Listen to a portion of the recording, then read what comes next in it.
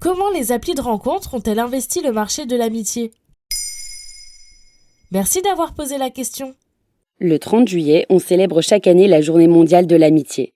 Une façon de rappeler l'importance de ce sentiment fort qui nous accompagne durant toute notre vie. Source de bonheur, il peut aussi dans certains cas s'avérer néfaste. Alors maintenant, vous savez, vous propose tout au long de la semaine des sujets divers liés à cette thématique. Bonne écoute.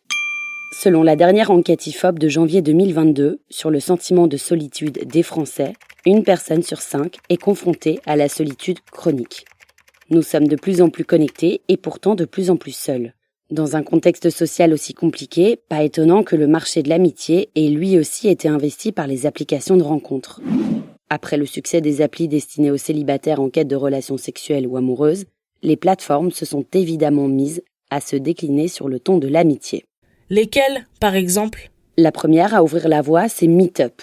Créé il y a 20 ans déjà, le fonctionnement de l'appli repose sur le partage de centres d'intérêt pour créer des connexions entre les utilisateurs. Vous êtes passionné de rando ou d'escalade, il y a aujourd'hui 58 millions d'utilisateurs dans 193 pays à qui vous pouvez proposer d'aller marcher ou grimper. Une flopée d'applis a ensuite vu le jour, comme Oui3, Patouk, Wingle ou encore Clubhouse. Et comment fonctionnent-elles ? La plupart d'entre elles fonctionnent comme Tinder. C'est le cas de Bumble, l'une de ses concurrentes, qui a développé son appli BFF pour Best Friends Forever, amis pour la vie, pour les internautes en quête de copains et de copines. Ainsi, vous sélectionnez les gens qui vous plaisent physiquement. Même pour devenir amis, mieux vaut donc se faire chic. En outre, ces applis reposent sur la géolocalisation et sur l'algorithme qui vous propose, en fonction des informations que vous lui donnez, de rencontrer des gens qui vous ressemblent. Du même niveau de vie, souvent du même niveau d'éducation, partageant les mêmes hobbies. Mais d'autres applis s'éloignent de ce modèle souvent dépeint comme enfermant. C'est le cas de Clubhouse, qui vise à rassembler les futurs amis uniquement par la voix, et non le physique. D'autres applis proposent de matcher pour ensuite faire une activité ensemble en chair et en os ou en visio. Jouer à Uno, au loup-garou, etc. Et quel est le public concerné ? Sans surprise, principalement des jeunes âgés de 20 à 40 ans, mais avec un point intéressant, 59% des utilisateurs sont des utilisatrices.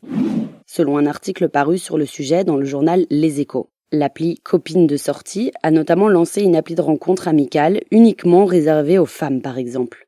Mais toujours selon l'article, le marché reste relativement pauvre en France et peine à survivre économiquement. Voilà comment les applis de rencontre ont investi le marché de l'amitié.